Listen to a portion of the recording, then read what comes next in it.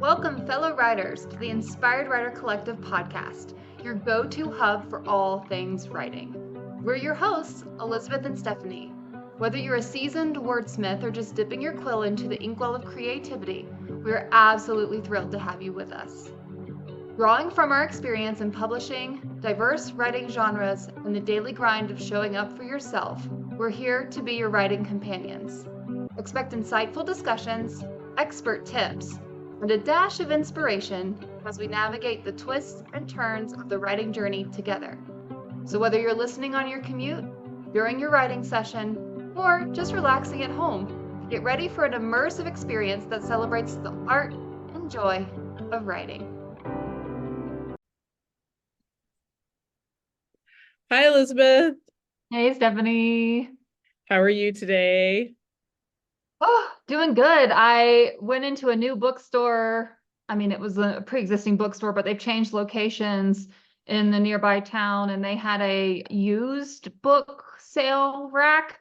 And, being true to my writer self, I bought, I think, 5 books that I've wanted to read. And some of them even felt like a huge win because they're books that we talked about in our book club podcast episode. Yeah. So they're things that I do think we'll be reading for book club at a future point. So to be able to get those in a used condition was a big find for me. So I was excited. What about you? Yeah, no, that's amazing. And actually, I'm here at the library for better internet. And when I walked in, they had a whole sale rack of books. So I'm thinking that when I walk out, that I'll take a look at those books and see what is available there. So that should be fun too. It's always fun, right? And then I I know. have these ideas that I'm going to actually have time to read, but we'll see. I'm making more time to read. That was, we talked about our New Year's goals, and that's certainly been one of mine. And I have been meeting that one so far. So Yeah, doing pretty I'm good. definitely setting more of a goal for reading more. There's a huge stack next to my side of the bed that I need to weed my way through. So I'm hoping for 2024 that that'll happen. Amazing. Well, today we're going to be talking about first chapter challenges. Essentially, we want to share about what the key objectives are within the first chapter because it's such a heavy hitter. It's so essential to engaging the reader with the story and the characters. We're also going to talk about some more like stylistic aspects of the first chapter.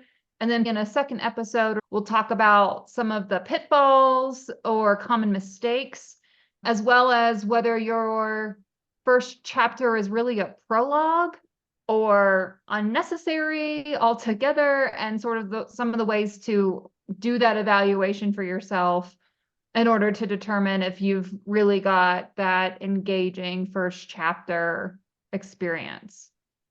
Yes, and it's so relevant to where both of us are right now because you've edited your first chapter. You shared it in our in-person book writing group, and you're still sort of mulling it over. And I'm looking at mine and thinking, I'm stuck, but then I just set it aside. So we're both in this space of looking at our own first chapters. So we felt that it was really relevant, and especially here at the beginning of the year when many of you might have ambitions to start a book for the first time or go back to an old manuscript or whatever it might be, to look at these first chapters.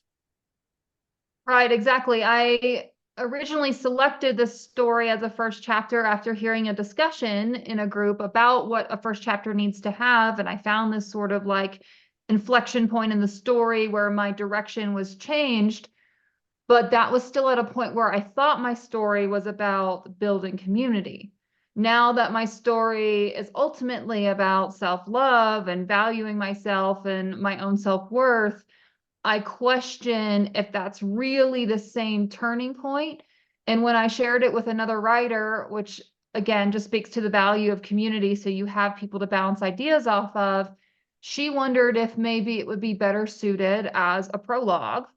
And so then the question is, does it really have information that's necessary for the reader? In which case, yes, maybe it should be a prologue or still be the first chapter. Or is it not really right anymore, not really necessary information? Can that information be worked in a different timeline in the book? and a different, more action-packed moment occur as the first chapter. Well, and I think you bring up a good point because, I mean, certainly one of the objectives with the first chapter is wanting to put your reader into the world. And certainly, even in memoir, you need to draw the reader in some way into the world. And the same thing for me with contemporary romance is thinking about how am I going to draw the reader in? How am I going to, introduce the main character, set the tone for the book, and essentially there's often the phrase of hooking them in, and some people argue that they don't like the term to hook the reader in, but really that's one of the goals, because so many people select their books based on, they look at the cover, they read the back blurb, they open it up, and then they start to read the beginning. And that's where you want to think, am I putting in the elements that are going to bring the reader in? Or am I spending too much time setting the scene? Am I spending too much time, with bringing in, maybe there are too many characters. That's often something that, writers will struggle with, is want to introduce too many characters. So there are definitely a lot of things to think about when bringing the reader into that first chapter. So I'm going to just read out this list of the objectives, and then we can dig into these more specifically, but just so they're sort of all in a format for our listeners. Some of the key objectives of your first chapter are putting your reader into the world, whatever that means for your world, the location, the setting, the time period, whatever is relevant for your story. The next is posing a question the reader wants to get an answer for. So creating some level of mystery or intrigue. This is like a page turner, like what's going to make them, what questions are you planting in their mind based off of the either limited information you give or whatever interesting information you give, a typical aspect where they're going to wonder, oh, how are they going to do that? What did she do next? You're going to be introducing the main character. You're going to be setting the mood. This could also mean not necessarily just the mood of the setting, but the mood of the character, some aspects about the character's personality that are essential to understanding their motivations. And then you're kickstarting the plot development.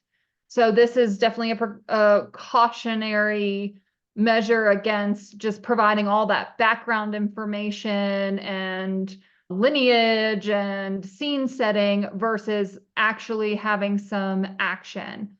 A lot of writers will use what's called the ABA format, which is action, backstory, action. So go ahead and have some action happening for the reader to engage in. Maybe sprinkle in a little bit of backstory that's relevant for them to understand the context, and then present more action.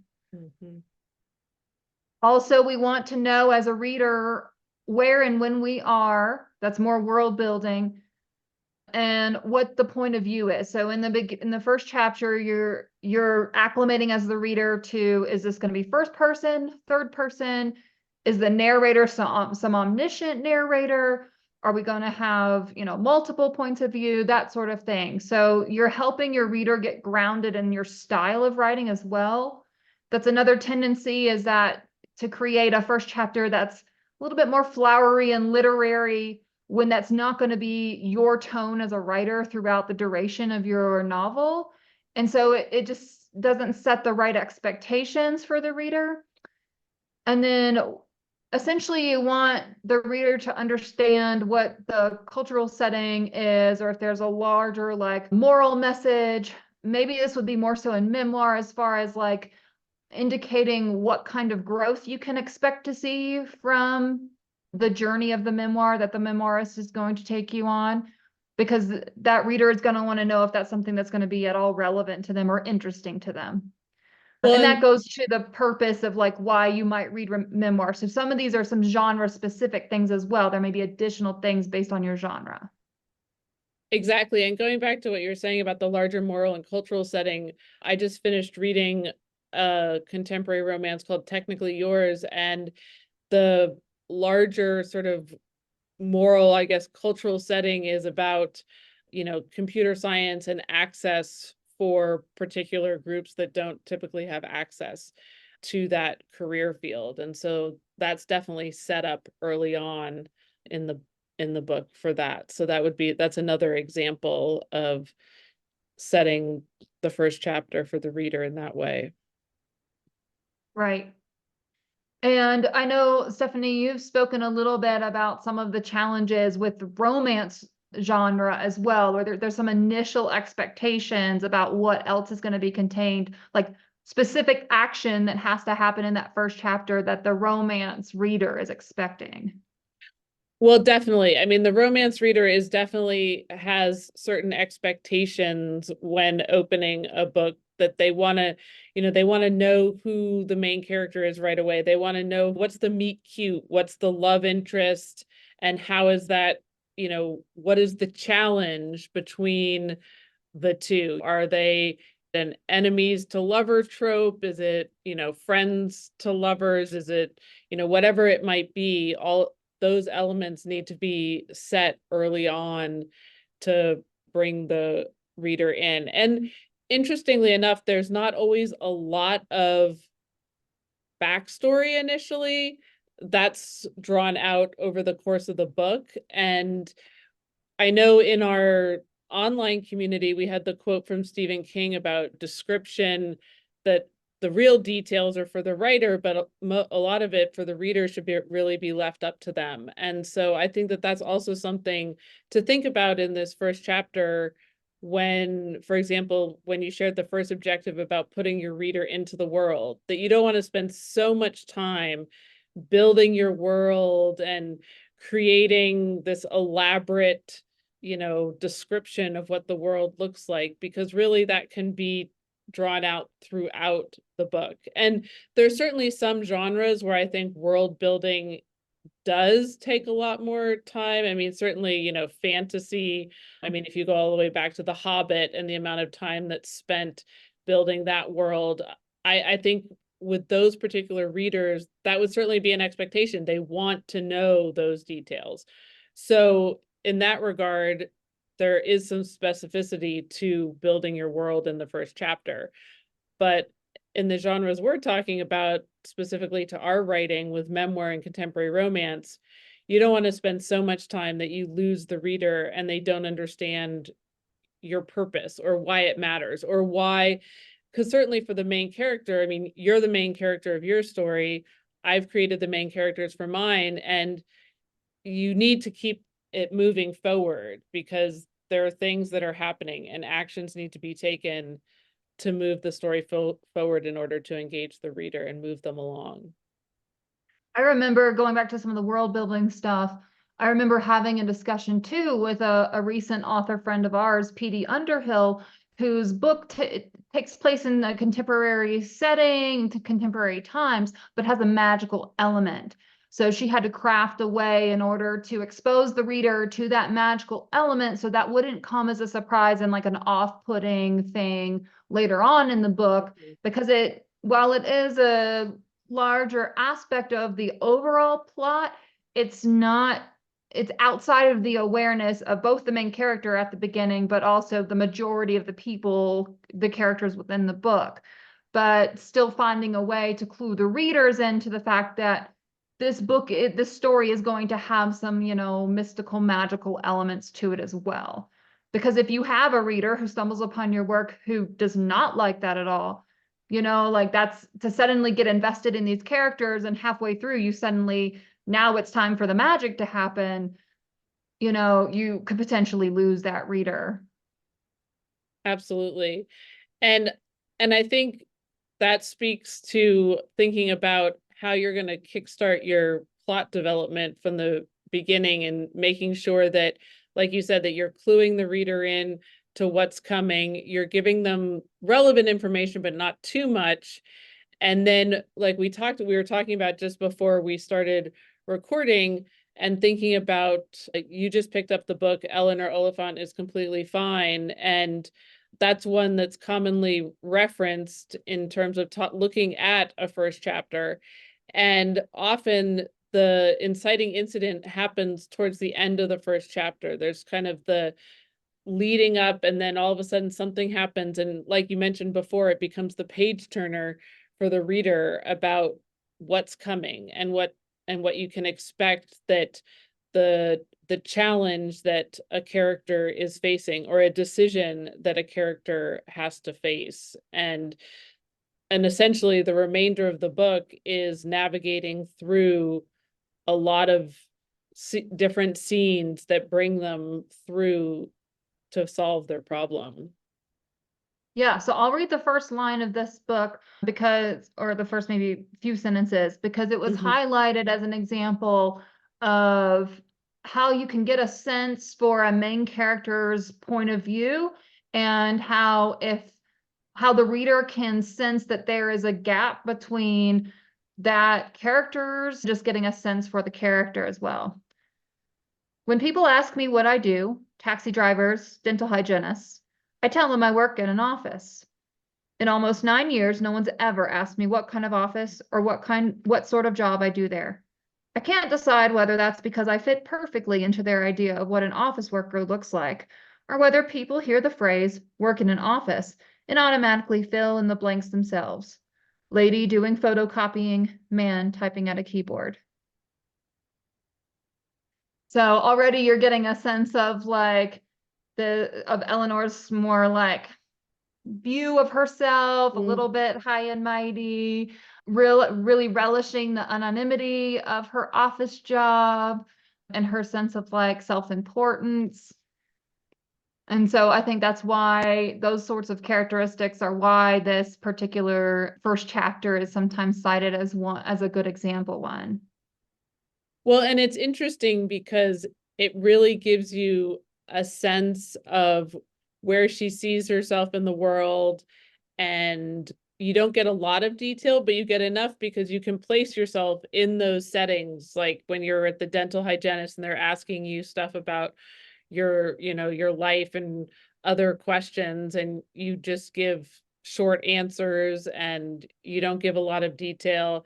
And it speaks to allowing the reader to fill in some of the blanks for themselves. Have they felt in the same way Eleanor does? Have they had a similar experience where nobody asks for details but makes assumptions based on maybe what she's wearing or how she looks, and we don't know those details yet, but based on what she's saying, she's sort of making herself sound as if she's just right in there with the steady stream of the everyday person. But really, in a way, it also sets up this mystery of like, but there has to be something else about her.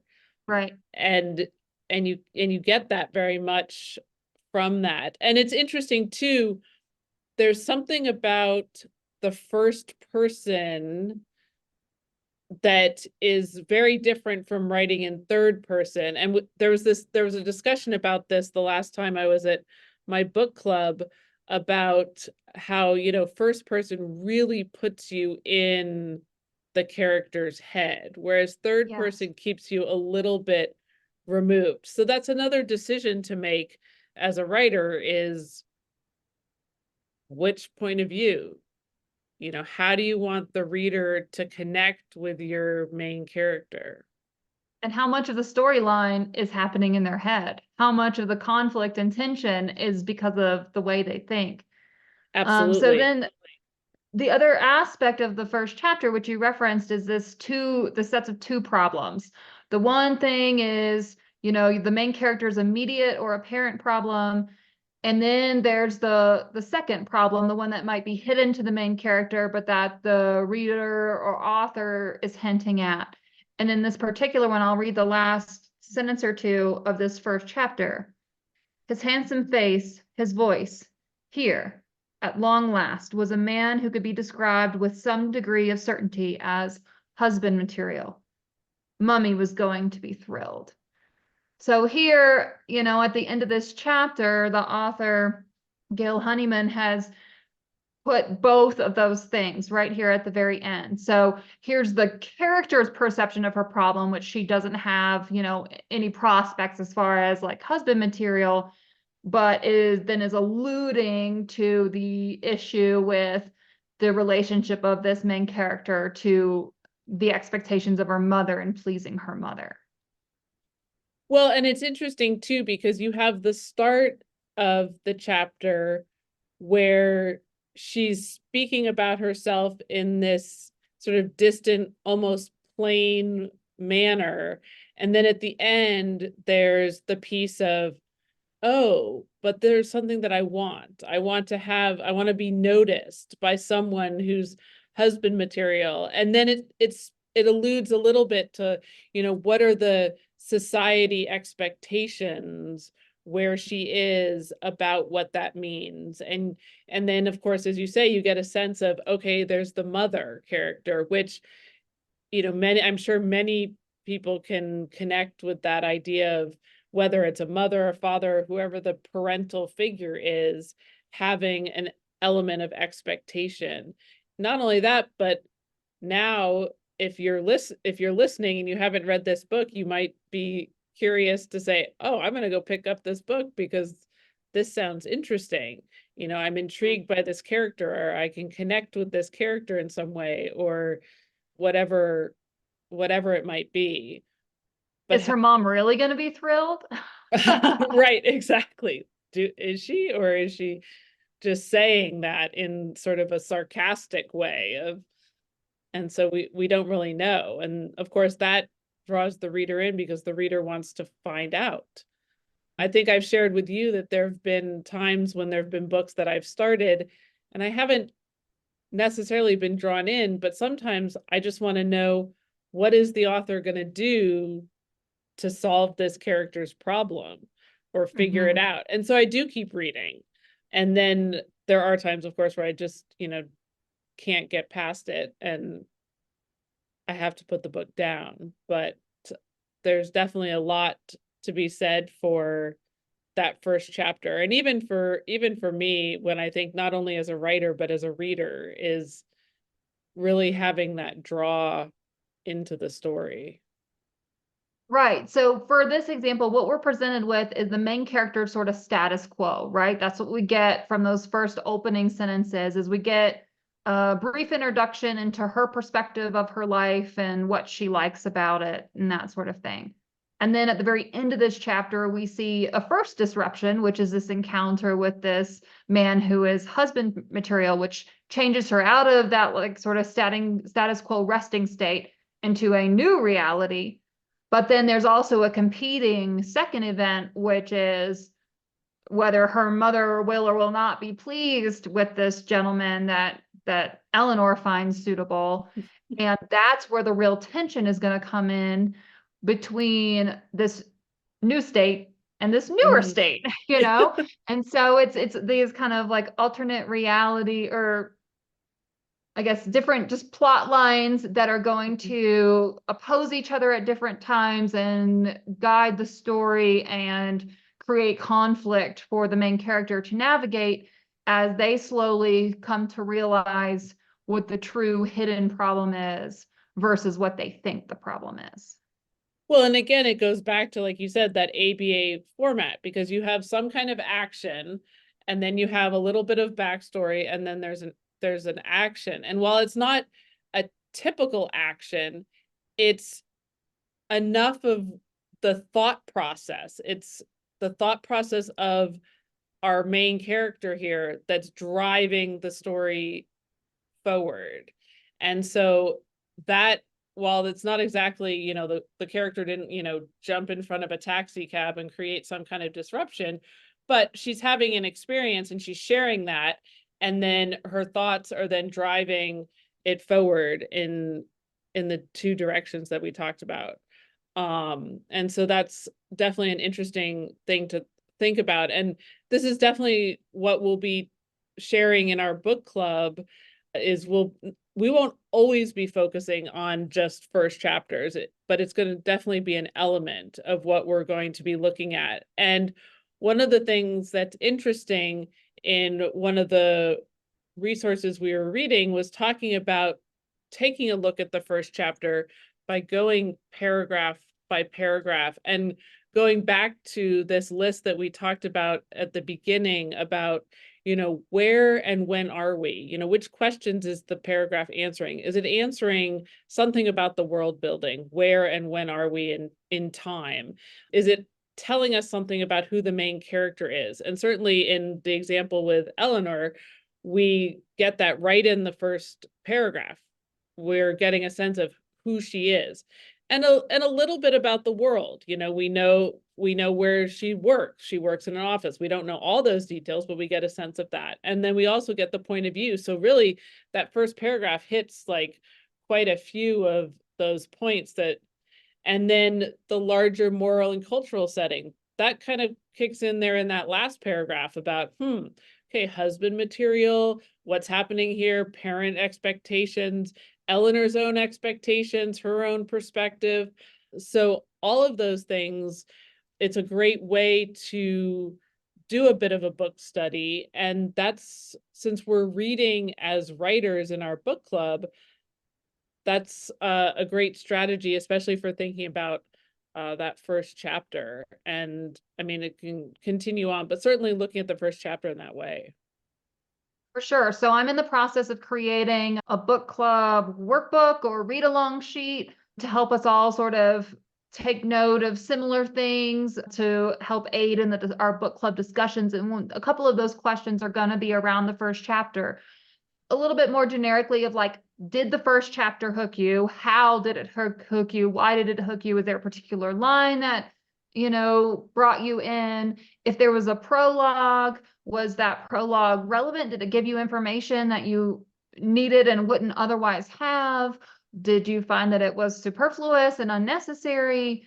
Were you at all disappointed from a reader perspective of how you expected the story to go based off of the first chapter as you got into like the second and third and subsequent chapters? So just always that being an element of something that we look at and discuss, because first chapters are so pivotal in being able to sell your book and in meeting those expectations that the reader has for your book and setting those appropriately within the first chapter. Because what's that phrase? Expectations are premeditated disappointments or something like that. If those aren't properly set, then your reader may ultimately come away feeling disappointed by your book, not because you didn't write a great story, but because based off of the way the first chapter was, they ultimately didn't get the story they were expecting. Mm-hmm. Yeah, definitely. I mean, reader expectations play a big part, which is why I think that the first chapter does present so many challenges to writers, is feeling that weight of an expectation on your mind as you're approaching the first chapter. But certainly with, using the strategies that we've talked about today, and also thinking about that you don't have to have the first chapter perfect before you move on to the rest of your writing. That if you're stuck, really, it's probably a good idea to put it down and keep writing. Because there was something that I was reading recently that said that oftentimes it's the third chapter is really where the story begins when you're first sitting down to write your book for the very first time. And so with anything, you have to give it some time to build up, to really know where you're headed. And so if you're stuck, just set it down and give yourself some grace with the process. Yeah, or even just write through it and just know that that may not ultimately be the first chapter. Mm-hmm. We've had several people tell us, especially in fiction writing, that their first 5 or 6 chapters ended up being backstory that were important for them as the author to understand, but was not relevant to the reader. So it's not that any of that is wasted effort in writing a first chapter that doesn't end up being a first chapter, whether it gets cut or it gets turned into a prologue or the information gets embedded somewhere else in your plot line. It's still a worthy endeavor. Just know that, and don't feel the pressure that you can't move on from writing the first chapter, until it's, perfect or edited the way you want, because so much of the subsequent writing is going to impact what your first chapter needs. So it's like you write it, you get all the way through, and then as you go to edit it, then you rewrite it based off of what heavy lifting you need it to do ultimately for your book and your storyline. Well, exactly. And you'll have more of a sense of what the beginning should be really when you get to the end, because it's really how it closes out that you then understand the direction that the first chapter needs to drive the story and how to begin. And as we talked about, listener, our book club has started this month and it'll continue every month. And this month we've selected books in our own genre, but in the coming months we're selecting specific books to read within our community. And we really hope you'll join us so that we can further our discussions and really dive in to the books with the lens of, reading as a writer and improving our own practice. Our book for February is Demon Copperhead by Barbara Kingsolver. And we are also adding a feature of our community where you can join strictly for the book club. If that is the only aspect that you're interested in, then there will be a separate way that you can get access to just that space of our community. Now, we certainly encourage anyone who's actually working on a project to join us for our time to write sessions, which are our weekly accountability meetings and the journal prompts and all the other resources and courses that we have within our broader community. But for example, if you don't have a project or an idea, or don't even consider yourself a writer, but you just like the analytical way in which we're approaching reading these various novels, then by all means, feel free to join us for just the book club portion of our community. Thank you so much for tuning in to another episode of the Inspired Writer Collective podcast. We hope you found inspiration, insights, and connection to yourself as a writer. If you enjoyed this episode, please share, subscribe, and leave us a 5-star review. Remember, the power of storytelling lies within each of us, and by supporting one another, we can amplify our voices and craft narratives that resonate with the world. We're not just about words on a page, we're passionate about the craft, the process, and building a supportive community.